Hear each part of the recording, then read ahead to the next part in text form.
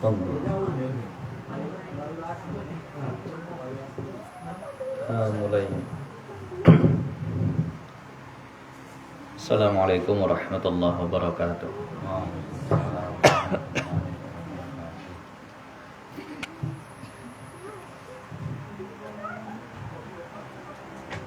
Iki malam nih. Ya baju deh. Iki. Bismillahirrahmanirrahim.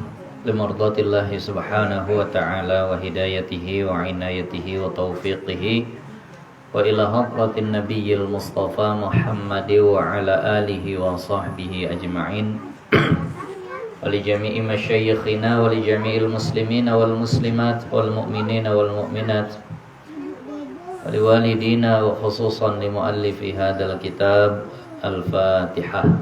A'udzu billahi minasy syaithanir rajim. Bismillahirrahmanirrahim. Alhamdulillahi rabbil alamin arrahmanir rahim maliki yaumiddin. Iyyaka na'budu wa iyyaka nasta'in. Ihdinas siratal mustaqim, siratal ladzina an'amta 'alaihim ghairil maghdubi 'alaihim waladdallin. Amin. Alhamdulillahi rabbil alamin. Wassalatu wassalamu ala asyrafil anbiya'i wal mursalin Sayyidina wa maulana Muhammadin wa ala alihi wa sahbihi ajma'in. Amma ba'du, Rabbi yassir wa la tu'assir, Rabbi tamim bi khair. Qala al-muallif rahimahullahu ta'ala wa nafa'ana Allahu bihi wa bi barakati ulumihi fid dharain. Amin. Tsumma qala Allahumma hidayatal lis-shawab ya rabbal alamin. Insyaallah malam hari ini kita lanjutkan kajian fikih kita dengan kitab Kifayatul Muhtadi. Masuk kepada fasal ini, suatu pasal pada menyatakan segala fardu wudu. Nah, ini pembahasan yang mulai luar biasa pentingnya. Jadi jangan pre-pre lagi kalau udah bahas masuk ke masalah wudhu nih. Nah, yang lalu kan nyuruh anak segala macam, kalau kelewat-kelewat ya mungkin masih bisa lah artinya dipahami. Tapi kalau masalah wudhu nih, ini jangan sampai terlewat, jangan sampai tak paham. Nah, kalau perlu ajak anak lajang, anak gadisnya. Nah, jangan sampai besar tak pandai wudhu. Kalau saya katakan yang masih bisa ngajak anaknya diajak. Nah, ini emaknya jihad dengan menuntut ilmu, ayahnya betul-betul melangkahkan kaki nuntut ilmu, anak dibiarkan. Nah, terduduk depan handphone, terduduk depan TV aja. Nah, nggak apa-apa. Awalnya niatnya karena takut sama ayah emaknya, nggak apa-apa. Nanti berubah sendiri niatnya. Kumpul sama orang-orang saleh, kumpul sama orang yang hatinya bagus, insya Allah berubah sendiri. Kasihan kalau seandainya nanti udah besar tak pandai wudhu. Ini suatu pasal pada menyatakan segala fardu wudhu dan setengah daripada syarat sembahyang itu. Di antara syarat sahnya sembahyang, syarat sahnya salat itu. Dan jikalau sembahyang itu sembahyang mayit, kalaupun sembahyang itu sembahyang mayit, atau sujud tilawah, ataupun sujud tilawah, atau sujud syukur sekalipun, mengambil wudhu. Yakni syaratnya mengambil wudhu. Maknanya apa? Salat kalau tak berwudhu tak sah. Walaupun salatnya salat mayit yang tak pakai ruku', tak pakai sujud, tetap harus wudhu dulu. Kalau ada orang salat mayit tak pakai wudhu, tak sah salat mayitnya. Kemudian kalau seandainya ada orang sujud tilawah, tahu sujud tilawah? Sujud tilawah sujud yang dikerjakan ketika membaca atau mendengar orang membaca ayat sajadah. Ayat sajadah itu di Al-Quran ada 14 tempat yang biasanya ditandai dengan huruf atau dengan apa? Gambar kubah masjid tuh pinggirnya. Nanti di pinggir ada kubah masjid. Itu yang sering dijumpai, itu yang di surah Al-Alaq lah biasanya. Wasjud waqtarib, nanti ujungnya ada gambar kubah masjid. Nah, itu namanya ayat sajadah. ayat sajadah ini kalau terbaca atau terdengar oleh kita orang membaca itu disunnahkan untuk melakukan sujud tilawah. Untuk melakukan sujud tilawah. Nah, sujud tilawah ini semakna dengan sholat. Biasanya kalau kitab-kitab Melayu menerjemahkan gitu. Maafi makna sholat, apa-apa yang maknanya sama seperti sholat. Nah, jadi dia harus pakai wudhu. Nggak sah kalau sujud gitu saja. Nah, ibu misal tadarusan. Nah, pas juga terbaca ayat sajadah tadi. Oh, ini ada gambar kubahnya. Sujudlah kita nih. Apa hukum sujudnya? Sunnah. Kalau nggak mau sujud pun ya nggak berdosa. Karena hukumnya sunnah. Nah, karena dia adalah perbuatan yang maknanya sama dengan sholat. Itu syarat-syaratnya harus memenuhi syarat sholat. Nah, apa? Harus berwudu. Harus maksudnya suci dari hadas. Harus suci dari najis. Harus tutup aurat. Harus hadap kiblat. Nah, itu harus begitu. Bahkan kalau sujud tilawah ini dikerjakan di luar sholat, dia harus pakai takbiratul ihram sendiri. Misalnya terbaca tadi surah Al-Alaq, wasjud waqtarib. Oh, ini surah ini ayat sajadah. Dah, pastikan aku dah ada wudu, terpenuhi satu syarat. Tengok badan enggak bernajis. Syarat ketiga tutup aurat, jangan sampai kelihatan aurat. Nah, syarat keempat hadap kiblat. Mana kiblat? Sana. Putar badan ke arah sana. Nah, kemudian karena ini di luar sholat terbacanya, pakai takbiratul ihram. Boleh memulainya sambil duduk. Allah, sengaja aku sujud tilawah sunnah karena Allah Ta'ala. Allahu Akbar. Mau lipat tangan boleh, mau enggak pun boleh. Allahu Akbar. Kemudian takbir sekali lagi. Allahu Akbar sujud. Nah, hafal bacaannya dibaca, enggak hafal sujud aja pun udah berpahala. Nah, sajada wajhiya lilladzi khalaqahu wa sawwarahu wa syaqqa sam'ahu, seterusnya nanti baca di belakang Al-Qur'annya biasanya ada tuh. Di halaman-halaman terakhir Al-Qur'an. Nah, itu dibaca. Nah, habis itu duduk Allahu Akbar pakai salam. Assalamualaikum warahmatullahi. Assalamualaikum warahmatullahi. Bukan sujud langsung baca lagi.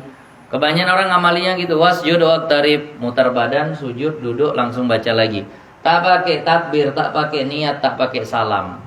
Ah, kenapa? Karena tahu amalan, tak tahu ilmunya. Tahu ada sujud tilawah, tapi tak pernah duduk mengaji tentang sujud tilawah. Ah, sujud tilawah ini harus berwudu. Atau sujud syukur sekalipun. Begitu juga sujud syukur. Sujud syukur pernah dengar kalau sujud syukur, Bu, ya? Ketika ini banyak sebab kita dianjurkan sujud syukur. Pertama, ketika mendapatkan nikmat yang luar biasa. Nikmat yang luar biasa yang tidak dia duga-duga, ataupun tertolak dari bencana yang luar biasa, tertolak dari musibah yang besar. Nah, itu sunnah sujud syukur. Nah, jadi kalau ibu dapat nikmat yang tidak biasa, nah, misalnya datanglah tim bedah rumah sama ibu. Bedah rumah tau ya? Nah, itu tengok orangnya sujud nih, tapi sujudnya nggak betul. Kenapa? Karena orangnya masuk TV nggak ngaji. Nah, kenapa? Karena sujud syukur ini hukumnya sama seperti sholat. Harus wudhu, tutup aurat, hadap kiblat, takbiratul ihram pakai niat, duduk pakai salam. Pernah ibu yang dapat bedah rumah ngelihat kayak gitu? Nah, baru dipegang sama pembawa acaranya. Dia laki-laki, pembawa acaranya perempuan, pegang batal. Nah, turun tirainya, wah sujud sekeluarga. Ngadepnya ngadep rumahnya lah, man kalau mikir ngadep kiblat. Oh, tahu ngadep kamera. Ya itu tak sah itu kalau seperti itu. Karena dia hukumnya sama dengan sholat.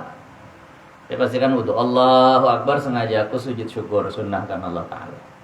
Kemudian sujud. Bacaan sama seperti sujud tilawah.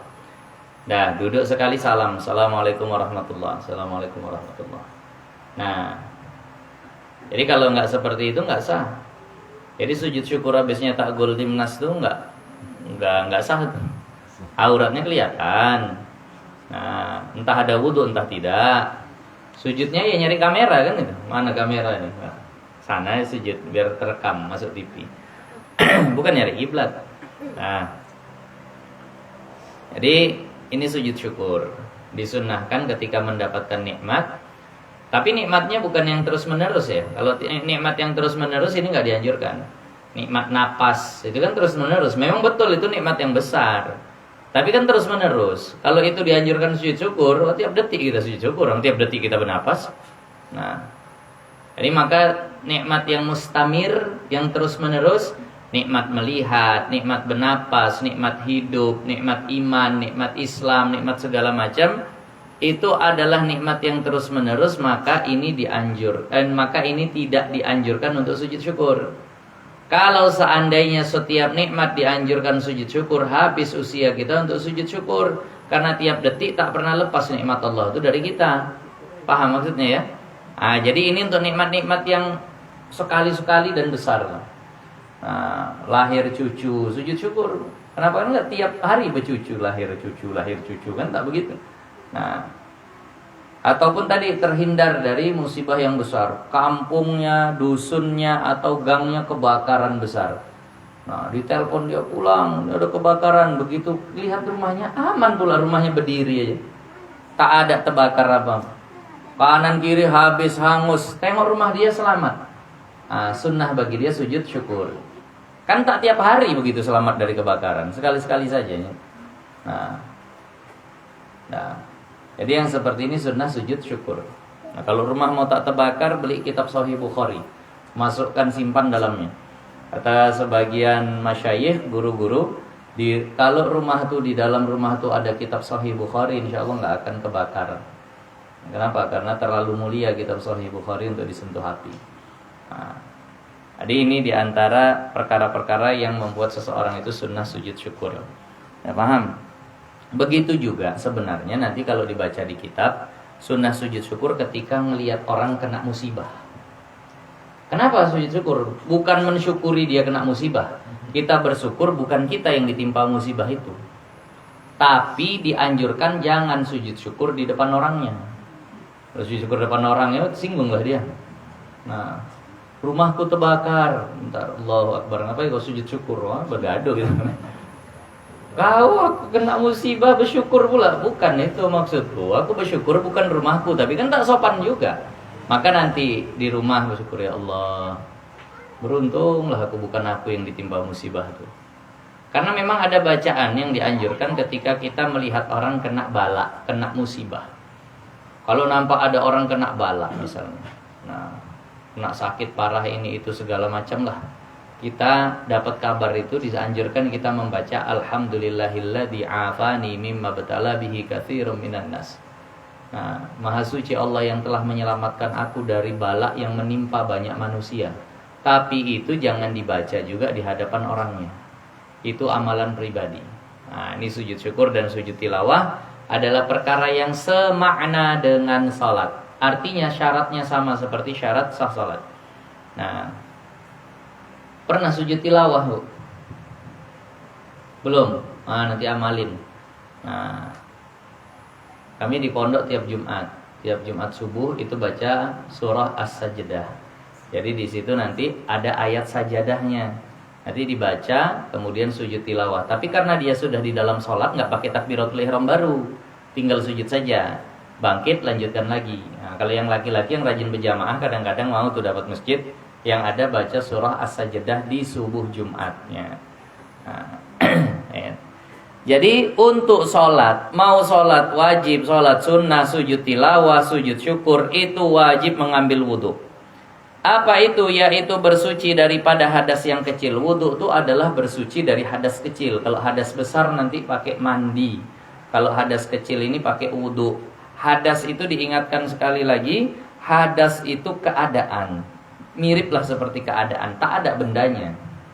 Hadas tuh tak ada bendanya.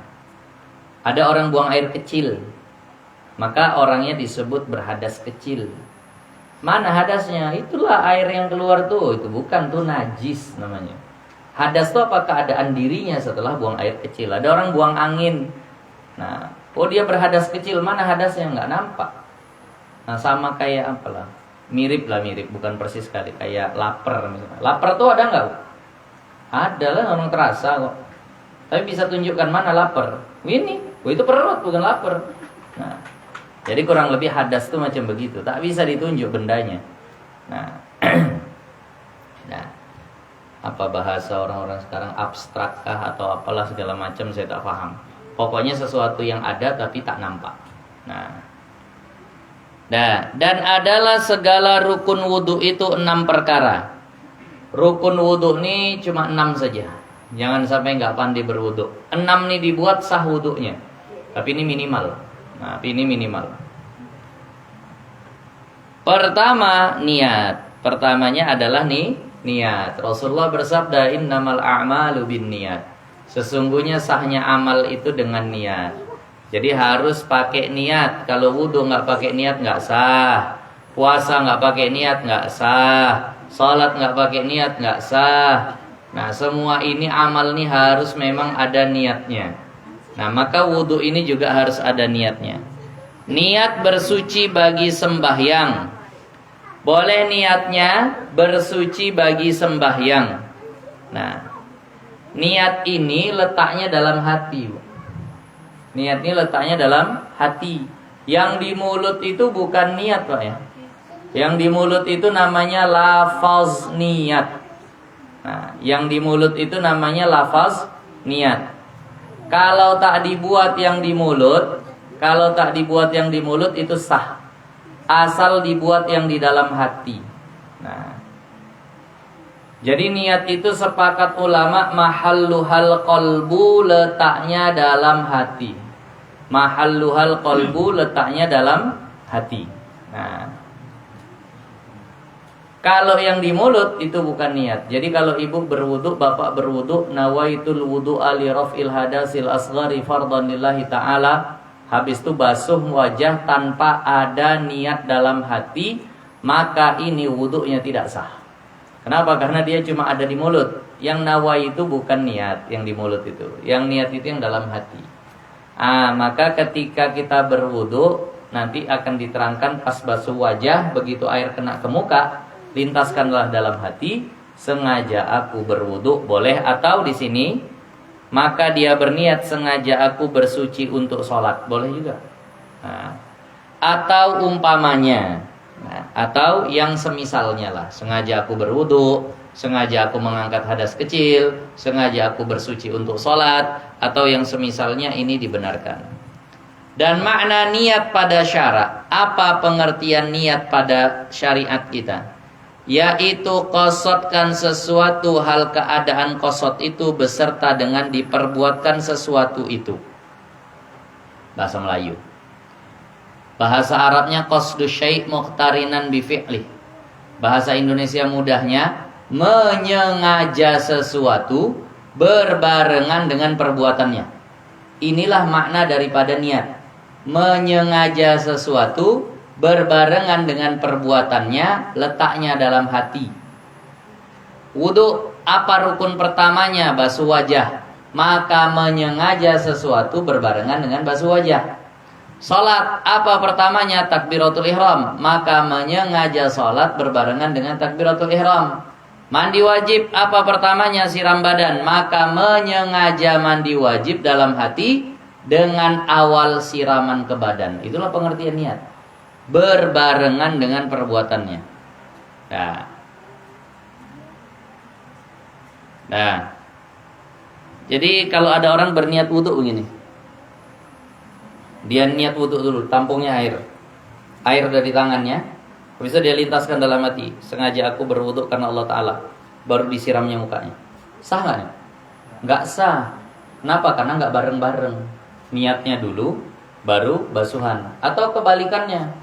Tampung air, siram, udah rata, sengaja aku berwudu karena Allah Ta'ala. Nggak sah juga. Jadi gimana? Begitu air kena ke muka, nah langsung dalam hati lintaskan. Sengaja aku berwudu. Nah, itu kalau anak-anak segini diajari Pak ya. Nah, jadi pelan-pelan, nanti udah 7 tahun, 8 tahun baru dia ngerti. Nah, karena mereka nggak paham dalam hati itu maksudnya apa. Nah, jadi inilah makna niat tadi. Ya. Maka niat wudu itu misalnya, yaitu bahwa mewudu itu apa hurufnya? Nggak jelas. Bahwa meminta wudu itu menghendakkan dengan membasuhkan anggota wudu itu bersuci bagi sembahyang daripada awal membasuhkan anggota wudu hingga selesainya, dan adalah makna niat bagi segala amal yang berhajat kepada niat itu seumpama yang tersebut itu jua. Nah, itu tadi ada huruf yang agak nggak jelas. Jadi maksud niat wudu itu adalah seseorang itu memang meniatkan wudu ketika dia hendak melaksanakan wudu berbarengan dengan awal perbuatan wudu. Niatnya sengaja aku bersuci untuk sholat atau yang lainnya nanti hingga selesainya. Artinya sampai selesai basuhan wajah tadi itu. Nah, dan adalah makna niat bagi segala amalan yang berhajat kepada niat itu seumpama yang tersebut itu. Nah, maka samalah ketika sholat berarti niatkan mau sholat berbarengan dengan takbiratul ihram. Ketika mau mandi wajib niatkan mandi wajib. Adapun seperti dikatakan misalnya niat wudu itu nawaitul wudu'a atau umpamanya, maka yaitu karena hendak mentaswirkan niat pada hati jua.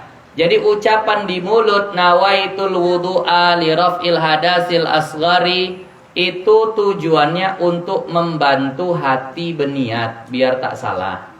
Sama juga ketika sholat. Kalau sholat lafaznya gimana, Bu? Usolli, kan itu. Usolli fardhal isya'i arba'a raka'atin. Itu kalau yang di mulut itu hukumnya apa itu? Wajib atau sunnah? Sunnah. Jadi kalau ibu bapak sholat tak pakai usolli, sah nggak sholatnya? Sah. Yang wajib mana? Niat. Niat di mana? Dalam hati. Apalah fungsi diucap-ucapkan di mulut? Membantu hati supaya tak salah berniat. Kadang namanya orang udah pusing betul, banyak pikiran. Anak tukang nyerain rumah, masak belum siap, uang belanja udah mau habis. Akhirnya sholat zuhur tapi begitu takbir Allah, sengaja aku sholat fardu asar karena Allah Ta'ala jam 1 terniatkan asar. Pernah begitu? Nah, tersalah niat. Nah, itu nggak niat terawih nih. Itu kenapa? Tadilah karena memang kacau betul. Jadi supaya fokus, usollikan dulu. Usolli fardhaz zuhri. Ya, insya Allah nggak salah lagi. Kenapa? Karena udah tersebut zuhur. Nah, jadi tujuannya adalah membantu mentaswirkan niat pada hati. Maka jika dikatakan yang seumpama nawaitul wudu, misalnya pada hati, yakni dilakukan segala hurufnya jua dan tiada jatuh pada hati menghendaki bersuci bagi sembahyang tiada sah wudunya. Tapi kalau seandainya dia niatkan nawaitul wudunya dalam hati, kan ini dalam hati yang biasanya kita kan sengaja aku berwudu, ini dia pakai bahasa Arabnya tadi itu. Pas basuh wajah pertama kali dalam hati yang dilintaskan nawaitul wudu'a li raf'il hadasil asghari fardhan lillahi ta'ala. Kan yang penting dalam hati. Kalau seandainya dia bacalah bahasa Arabnya tadi itu yang biasa di mulut, dia pindahkan ke dalam hati ketika basuh wajah, sah nggak itu? Kalau yang terbayang saat itu tulisan Arabnya nawaitu, waktu dia baca itu tadi nawaitul wudu'a, yang terbayang huruf-hurufnya, bukan perbuatan wudunya. Paham maksudnya ya? Nah, namanya baca Arab, jadi kayak orang hafal. Kalau orang hafal itu biasanya yang terbayang apa? Hurufnya, kan gitu. Jadi waktu dia baca nawaitul wudu'a di dalam hati tadi, nah, dia pindahkan yang mulut dalam hati, rencananya untuk niat. Tapi ternyata waktu dia baca yang terbayang bukan perbuatan wudu, tapi yang terbayang malah huruf-huruf bacaan nawaitul wudu'a. Maka ini tidak sah. Nah, dan dikiaskan niat segala amalan atas yang demikian itu jua. Ya samalah niat-niat yang lain. Jadi intinya dalam hati itu yang difahami. Mau pakai bahasa apapun yang dalam hati itu boleh. Pakai bahasa Indonesia silahkan, pakai bahasa Melayu silahkan, Pakai bahasa Jawa silahkan, pakai bahasa Mendiling silahkan, yang penting dia paham. Justru yang jadi masalah kalau dia pakai bahasa Arab, Allah dalam hati usolli fardhol maghribi salasa rakaatin, tapi dia nggak tahu apa artinya itu. Wah, itu malah nggak sah nanti sholat. Nah, jelas maksudnya Bu ya, bisa dipahami nih. Nah, dan hukum niat itu wujub, hukum niat itu wajib, dan tempatnya hati. Nah, tempatnya hati dan masanya pada permulaan perbuatan, waktunya itu pada permulaan perbuatan. Dan kaifiatnya berlain-lainan ya, kaifiatnya tergantung ibadah. Kalau sholat nanti ada caranya, puasa ada caranya, wudhu pun ada caranya. Sekira-kira berlain-lainan ibadah.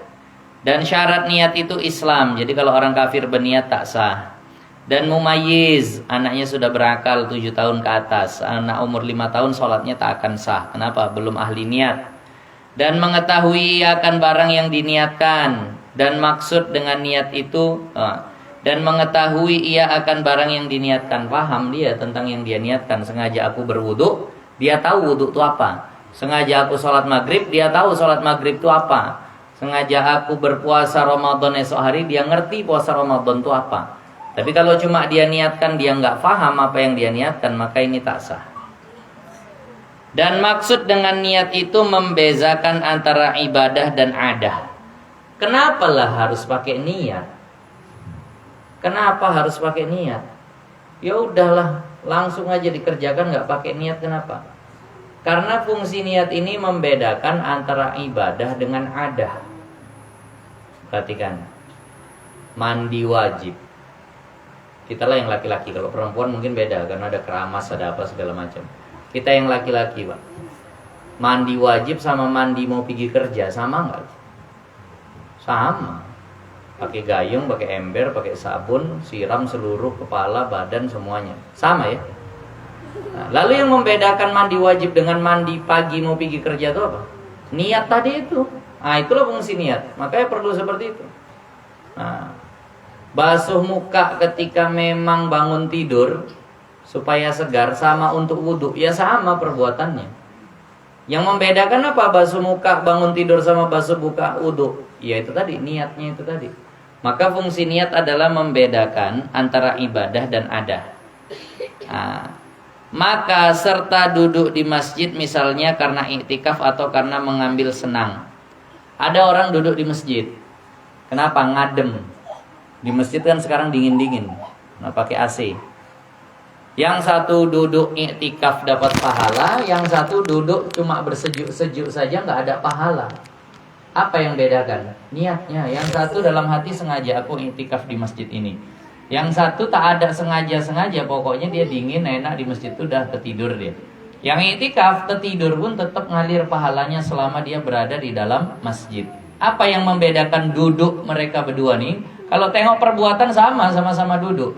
Yang membedakan adalah niat. Nah, itulah fungsi niat. Membedakan ibadah dengan kebiasaan. Dengan perbuatan yang sifatnya bukan ibadah.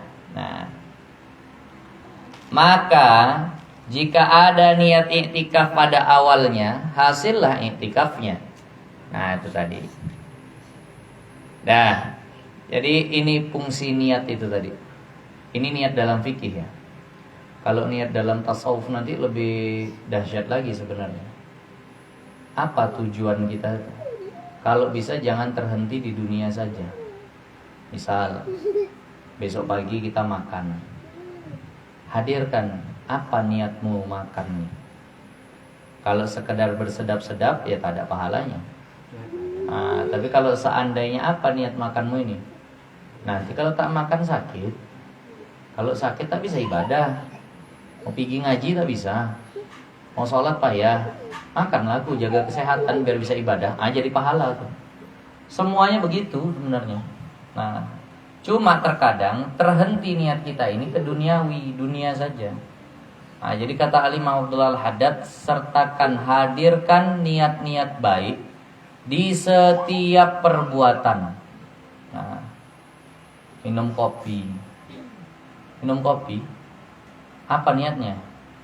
Nah, pingin aja minum kopi, ya udah dapat kopinya saja. Tapi kalau apa kopi nih, biar tak ngantuk, mau baca Quran malam nih, wah itu jadi ada Pak. Kalau seperti itu, nah, jadi kalau yang seperti itu ada niat, makan, minum, mancing pun bisa jadi pahala kalau niatnya benar. Nah, kenapa mancing? Suntuk di rumah, tadi ngopi gaya mancing. Nah, timbang ngasih begadu aja sama istri di rumah. Nah, itu tak ada niat baiknya kayak gitu. Nah, kenapa mancing? Kata Nabi, perlu hati ini sekali-sekali direhatkan. Udah capek, jenuh, nah agak letih sedikit dengan ibadah dan kerjaan. Kata Nabi, rehatkan hati kalian sesaat demi sesaat. Ya, jadi pahala. Atau diajak kawan. Kata Nabi, sebaik-baik amal itu menyenangkan hati teman. Sebenarnya tak apalah niat kali, cuma ada kawan ngajak, udahlah nyenangkan dia ini. Nah, pahala. Nah, ini hadir niat yang seperti ini perlu dijaga betul sehingga setiap amalan itu bisa jadi pahala. Nah, tiap amalan jadi pahala. Ibu lah di rumah yang paling kerja terus banyak. Masa apa niat masa, Bu? Melayan suami. Harus hadir begitu. Jangan cuma kebiasaan saja. Melayan suami. Nah, ngurus anak biar anak sehat, disuruh Allah memperhatikan kesehatan keluarga, kepala. Habis itu nyuci baju. Nah, apa niatnya sama, khidmat, melayan suami. Nah, gitu juga nanti bersihkan rumah. Kenapa Rasulullah suka sama yang bersih-bersih, Islam suka sama yang bersih-bersih. Nah, itu seperti itu jadi pahala semua tuh. Nah, tapi kalau sambil ngomel pula jadi dosa. Nah, jadi itu niat dalam tasawuf. Tapi kalau dalam fikih tadi itu yaitu menyengaja sesuatu berbarengan dengan perbuatan. Dan setengah daripada lafaz niat yaitu di antara bentuk lafaz niatnya itu bagaimana? Nawaitul wudu'a, artinya sengaja aku mengambil wudu. Cukup. Jadi nggak usah yang panjang-panjang kali pun nggak masalah. Kalau mau dipanjangi ya boleh. Sengaja aku berwudu untuk mengangkat hadas kecil fardu karena Allah Ta'ala, boleh. Tapi kalau sengaja aku wudu atau sengajanya dihilangkan, aku berwudu, sah. Ambil air, kena ke wajah, dalam hati, aku berwudu, sah. Nah, nawaitul wudu'a. Atau nawaitu taharata lis-shalah, atau sengaja aku bersuci untuk sholat, boleh juga. Atau nawaitu raf'al hadasil asghar, sengaja aku mengangkat hadas kecil, boleh juga. Nah, ini adalah niat-niat yang dibenarkan. Dan niat bagi yang lain daripada daimul hadas hendaklah ada. Nah, dan niat bagi yang lain daripada daimul hadas. Nah, nanti orang yang daimul hadas niatnya beda. Daimul hadas itu apa? Daim itu artinya senantiasa. Hadas itu artinya berhadas. Orang yang senantiasa berhadas, nggak pernah tidak berhadas. Habis wudhu pun berhadas. Bahkan belum habis wudhunya pun udah berhadas. Ada orang kena penyakit beser. Orang tua bentar-bentar netes. Ya kerannya udah agak longgar loh. Sel tipnya udah haus, udah tak ada lagi. Akhirnya netes. Ini kalau yang seperti ini wajib sholat nggak? Tetap wajib sholat. Walaupun caranya nanti ada cara khusus. Ini kalau berwudu nggak boleh niatnya sengaja aku berwudu mengangkat hadas kecil, nggak boleh. Jadi niatnya apa? Sengaja aku berwudu untuk membolehkan sholat. Kenapa? Hadasnya tak pernah terangkat. Dia basuh wajah, basuh tangan, netes. Ulang lagi, basuh wajah, basuh tangan kanan, tangan kiri, usap kepala, netes. Ulang lagi, basuh wajah, sampai meninggal nggak akan selesai wudunya. Kalau seandainya dia turuti seperti itu. Jadi yang seperti ini bagaimana? Ini namanya orang yang dalam keadaan darurah, sahibut darurah atau daimul hadas. Kalau dia mau sholat, pastikan dah masuk waktu baru berwudu. Sebelum berwudu istinja, habis itu pasang penyumbatnya, diikat atau sekarang pakai pampers tadi itu. Setelah itu dia berwudu, sengaja aku berwudu untuk membolehkan sholat, bukan mengangkat hadas. Kenapa? Nggak pernah terangkat hadasnya. Nanti di tengah wudu terasa netes, lanjut saja, nggak usah diulang. Kalau mau diulang memang nggak akan pernah bisa. terasa netes, lanjut saja. Habis itu langsung segera sholat, nggak boleh lama-lama. Di tengah-tengah sholat terasa, lanjut saja. Kenapa? Nggak akan pernah bisa selamat sholatnya dari itu. Nah, itulah caranya. Jangan salah sampaikan Bapak Ibu sekalian. Nah, cemana lah aku nih nak sholat, Pak? Kenapa? Netes terus air kencingku, bermasalah aku nih, udah tua memang. Nah, nanti wudhu baru sampai tangan dah terasa netes. Kuulang lagi basuh wajah, basuh tangan, netes lagi. Ulang lagi basuh wajah, basuh tangan, agak bisa lah sempat ke kepala, basuh kaki kanan, netes, ulang lagi. Nah, cemana lah aku mau sholat wudhu macam begitu. Jangan dibilang, oh kalau begitu ibu udah tak wajib sholat itu. Oh enak kali gitu. Salah fatwa, masuk neraka dua-duanya. Yang satu salah bertanya, yang satu salah menjawab. Nah, kasih tahu kayak tadi, udah bu, sholat aja. Cemana? Tak sah. Ah, kasih tahu, ibu sebelum wudhu istinja, habis itu pakai pampers, habis itu wudhu. Di tengah-tengah terasa ada yang netes, lanjut saja. Di tengah sholat ada yang netes, lanjut saja. Nah, ini kadang yang sehat-sehat pun mau kejadian ada yang netes. Makanya sunnah kalau habis buang air kecil tuh istibra bagi laki-laki terutama. Tahu istibra? Istibra itu memastikan habis air kencing di batang, mohon maaf, batang kemaluan laki-laki. Pernah lagi udah selesai buang air kecil, selesai istinja, keluar udah pakai celana, ada pula lagi yang nyusul setetes dua tetes. Nah, itu karena tidak istibra. Jadi istibra bagaimana caranya? Dengan berdehem satu. Gitu. Karena kalau kita itu perut bawah tertekan. Yang kedua, mohon maaf, bahasanya dengan diurut, dipijit biar habis betul. Nah, nanti tidak menjadi kerjaan ketika kita sholat. Nah, jadi kalau yang salisul baul atau terus menerus menetes air kencingnya tadi itu niatnya nggak boleh sengaja aku berwudu mengangkat hadas kecil, tapi sengaja aku berwudu untuk membolehkan sholat. Nah, hendaklah ada niat itu dengan hati. Niat itu harus dengan hati, karena niat itu tempatnya hati. Disertakan membasuh awal suku daripada mukanya, besertaan dengan membasuh awal wajahnya. Ah, itulah cara berniat. Tapi ini saya sampaikan, perhatikan. Memang wajah itu adalah rukun pertama, betul ya? Wajah itu rukun pertama. Tapi dia bukan amalan pertama dalam wudhu, karena dalam wudhu ada juga amalan sunnahnya. Apa amalan pertama dalam wudhu? Basuh tangan sampai pergelangan. Tapi dia bukan rukun, dia sunnah. Kemudian berkumur, kemudian masukkan air ke hidung. Perhatikan Bapak Ibu sekalian, kalau seandainya kita berniatnya itu hanya pada saat membasuh wajah saja, maka itu basuh tangan sampai pergelangan, kumur-kumurnya, masukkan air ke hidungnya, itu tidak ada pahalanya. Kenapa? Karena niatnya hanya dimulai saat basuh wajah. Maka mulai hari ini, kalau ibu bapak sekalian berwudu, pada saat basuh tangan sampai pergelangan, pasang niat. Apa niatnya? Sengaja aku melaksanakan sunnah wudu, supaya basuh tangan sampai pergelangannya berpahala, kumur-kumurnya berpahala, masukkan air hidungnya ke berpahala. Baru nanti pas basuh wajah diulang sekali lagi niatnya, sengaja aku berwudu, bukan melaksanakan sunnah wudu lagi, sengaja aku berwudu. Faham ini Bu ya? 2 kali niatnya. Loh, kami selama ini pas wajah aja Ustaz. Sah, tapi mohon maaf, basuh tangan, hidung dan mulutnya nggak ada pahalanya. Kenapa? Karena tidak diawali dengan niat.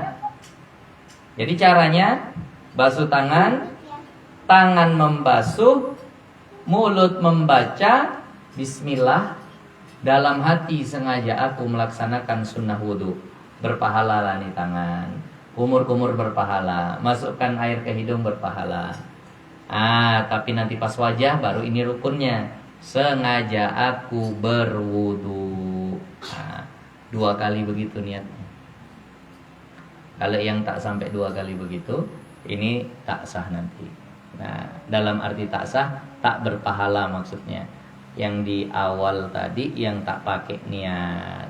Nah, maka barang yang terdahulu atas niat daripada muka itu dilaghakan dia, dan barang yang menyerta dengan niat itu ialah awal membasuh. Insyaallah. Ini minta izin saya, badan lagi agak kurang fit dari kemarin. Nah, jadi insyaallah tak sampai 1 jam penjelasan saya, lanjut tanya jawab lah. Kalau ibu ada yang ditanyakan tentang masalah wudhu atau yang lainnya, nanti akan datang kita bahas. Nah, maka barang yang terdahulu atas niat. Nah, ada pertanyaan silahkan. Ya. Saya ini tidak saya apa-apa. Ini sunnah Rasul. Saya sampaikan. Dalam hati saya. Dalam hati. Cuci tangan itu pertama setelah sampai ini sampai 10 hari lah. Setelah itu sudah Rasul. Dah itu aja ingat saya. Boleh itu. Apakah itu bisa? Ini adalah sunnah gitu. Sunnah Rasul. Kalau saya pastikan tidak, karena ada kata sunnahnya, ya semoga bisa. Tapi tak ada dicontohkan ini sunnah Rasul. Kalau seandainya buat ini sunnah wudhu, nah itu betul, pasti itu. Tapi kalau ini sunnah Rasul ini terlalu luas dia. Boleh dibuat bikin Rasul gitu lah. Iya, karena begini. Kalau seandainya ini sunnah Rasul dalam wudhu, nah itu bisa. Kalau ada terlintas wudhunya tadi. Karena takut sunnah Rasul ini kan luas. Di sholat ada sunnah Rasul. Ini sunnah Rasul yang mana? Yang dalam wudhu. Nah, kalau gitu pasti jadi. Nah, tapi kalau saya katakan, oh mutlak nggak berpahala, nggak berani juga saya katakan. Karena ada kata sunnahnya. Tapi kalau seandainya ditambah ini sunnah Rasul dalam wudhu, nah itu bisa. Nah, jadi tadi. Ada lagi pertanyaan? Oh, ibu-ibu dulu. Ini Ustaz, kita mau sholat Idiyah untuk mayat itu kita yang baru meninggal dari yang mandi kan, itu kan maghrib. Jadi itu letak nama dia itu kita sebut gimana? Nanti sebenarnya ketika doa pun bisa. Sholat saja dulu, kemudian kita berdoa kepada Allah. Ya Allah, sampaikan pahala sholat ini kepada ibu Fulanah binti Fulan, hadiah dariku kepadanya. Ada ditanya. Nah itu tadi. Setelah selesai sholatnya pun bisa. Nah, ya kalau seandainya mau diniatkan pada saat takbiratul ihram bisa, cuma terkadang tambah payah orang tak masuk ke takbirnya. Jadi nanti udah niat sholat saja begitu, sengaja aku sholat sunnah hadiah begitu. Nah baru nanti di akhir, ya Allah sampaikan pahalanya kepada ibu Fulanah binti Fulan, itu juga boleh seperti itu. Nah. Kalau kita waktu maghrib itu dengan depannya lagi Sebenarnya gini, nanti kalau di kaifiyat yang disusun ulama itu kan memang seperti itu. Tapi mau sebulan, 2 bulan, 3 bulan itu terserah. Karena menghadiahkan pahala ini dalam agama kita boleh kapan saja. Misal kita sholat tahajud, kita sholat duha, terus kita minta sama Allah, ya Allah sampaikanlah pahala sholat duhaku ini untuk ibu Fulanah. Sampaikanlah pahala sholat duhaku ini untuk bapak Fulan. Ya Allah berikan pahala yang sama seperti pahala sholat duhaku ini kepada abangku Fulan. Boleh nggak? Boleh aja, nggak ada masalah. Orang kita minta sama Allah. Ya dikasih, alhamdulillah. Tak dikasih, itu memang hak Allah, kan begitu. Yang tak boleh itu yang tak adab, macam awak yang ngatur. Nah, ini pahalanya untuk Fulan, tak ada minta sama Allah. Nah, ini pahalanya untuk Fulanah. Macam kita udah berpahala aja kita gitu. Jadi kata ulama yang begini kurang adab. Jadi harus ada Allahumma ausil sawaba. Nah, salati ila Fulan, ya Allah sampaikan pahala salatku kepada Fulan. Allahumma ausil thawaba qiraati, Allah sampaikan pahala bacaanku kepada Fulan. Nah, tapi kalau seandainya kita katakan langsung, ini aku baca Quran, pahalanya untuk si Fulan. Nggak ada minta sama Allah, itu kurang adab. Macam kita yang punya pahala. Jadi makanya mau besoknya, mau minggu depannya buat saja, tak masalah. Kalaupun sholat mutlak saja, sengaja aku sholat sunnah begitu saja, baru nanti ditutup, ya Allah, kalau ini ada pahalanya, sampaikanlah pahala yang sama kepada ibu Fulanah binti Fulan. Ada lagi pertanyaan? Ya. Kalau misalnya dia wudhu, sengaja aku wudhu untuk membolehkan, sengaja aku wudhu untuk membaca Quran, apakah boleh dia ketika baca Quran itu langsung sholat pakai wudhu itu? Dan satu lagi Ustaz, kan pasal kedua ketiga itu sunnah. Misalnya basuhan pertama dia sampai sini, niatnya di sini kan Ustaz. Nah, itu kan basuhan pertama kan wajib, dan keduanya kan sunnah, 3 sunnah. Basuhan pertamanya sampai sini, apakah kedua ketiganya itu menghasilkan yang pertama kan? Kalau seandainya wudhu dia nggak ada tingkatan, yang ada tingkatan nanti di tayamum. Jadi seandainya dia sengaja aku berwudhu untuk menyentuh mushaf, boleh juga untuk sholat, boleh juga untuk yang lain. Nah, yang ada tingkatan nanti itu di tayamum. Kalau di wudhu tak ada seperti itu. Kemudian kalau seandainya ada orang berwudhu, nah kan sunnah 3 kali, sekali sampai sini, 2 kali sampai sini, 3 kali baru sampai siku. Itu hitungannya masih sekali.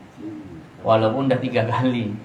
Kenapa? Karena disebut 3 kali itu 3 kali basuhan sempurna, bukan sepotong. Nah itu dihitung masih sekali, walaupun 3 kali nyiramnya. Nah, ada lagi pertanyaan, Bapak Ibu? Ya. Dan itu namanya kelepaan itu Billahi ta'ala, tidak pakai apa, angkat gelas kecil aja saya bilang. Oh boleh, nggak pakai wudhu. Tidak. Sengaja aku mengangkat hadas kecil karena Allah Ta'ala, boleh, nggak ada masalah. Oh, nggak apa-apa. Sah-sah aja. Nah. Jadi kalau nggak cocok tadi, saya tukar lagi itu. Sengaja aku nawaitu raf'al hadasil asghar, sengaja aku mengangkat hadas kecil, tak disebut wudhunya, boleh. Karena tak lain tak bukan mengangkat hadas kecil itu cuma dengan wudhu.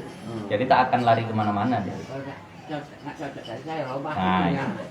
Itu perlu tak masalah. Itu perlu ngaji nih kan. Iya. Nah. Ada lagi pertanyaan, Bapak Ibu? Ya. Nah. Kalau kita mau sholat, kalau fardu zuhur itu, tapi sedang mengangkat takbir, kita ingat kita sholat asar, niatnya sholat asar gitu sah Pak? Di mulut fardu zuhur. Iya. Mulutnya yang salah, bukan hatinya yang salah. Hati ini karena teringat Ini jam 4 misalnya. Usolli fardhu zuhri. Mulutnya nyasar. Iya. Usolli fardhu zuhri 4 rakaatin. Pas takbir Allah, sengaja aku sholat fardu asar. Yang jadi ukuran yang dalam hati, berarti sah sholatnya. Tapi kalau kebalikannya tak sah. Karena yang jadi patokan, yang jadi ukuran adalah yang dalam hati. Karena kan Nah, teringat waktu angkat takbir kan ingat, sah gak tuh? jadi boleh. Ada lagi pertanyaan Bapak Ibu? Nah, kalau tak ada kita tutup doa. Alhamdulillahirabbil alamin wassalatu wassalamu ala asyrafil anbiya'i wal mursalin sayyidina wa maulana Muhammadin wa ala alihi wa sahbihi ajma'in. Allahumma arzuqna ilma warzuqna fahma warzuqna amala rabbana taqabbal minna innaka antas samiul alim. Rabbana atina fid dunya hasanah wa fil akhirati hasanah wa qina adzabannar. Wassallallahu ala sayyidina wa maulana Muhammad wa ala alihi wa sahbihi wasallam. Alhamdulillahirabbil alamin. Subhanakallahumma bihamdika asyhadu an la ilaha illa anta astaghfiruka wa atubu ilaik. Assalamualaikum warahmatullahi wabarakatuh.